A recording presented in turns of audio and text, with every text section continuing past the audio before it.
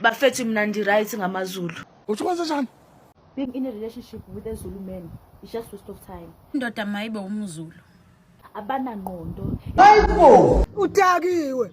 And when udinga imali khona uze kuba mubi. Kuthiwa imali yagezana ngazi ke wena noma izokwazi nokugeza kodwa ke bengifisa sizame. Ngicela uzame ukuthola imali khona uze kuba mubi. Uyabona nje kubuhlungu kudelwa umuntu ombonayo ukuthi akazalelwanga esibhedlela wazalelwa ekhaya. Wena kuba wazalelwa esibhedlela ngaba unayo birth certificate ngabe namanje usalele esibhedlela basaxilonga ukuthi kahle kahle umuntu noma uyisilwane yini.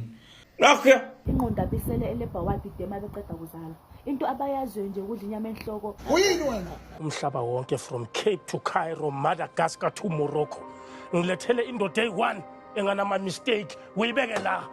Hey mina ndi-right ngamaZulu. These people can destroy you. These people can murder you. Awu, kahleni bo. Ngempela iyona impilo ekhethayo le. Indoda omXhosa ayichiti.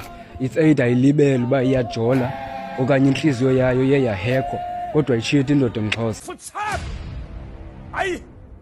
Ayikho indoda engavuma ukuthatha umfazi uhambe esakaza ididu TikTok wonke. Le trend okuveza amaphenti ayiyasehlisa isithunzi bo dadewethu. Lokho UmZulu must date umZulu finish. Bazoshaya bayivale ingquza phu.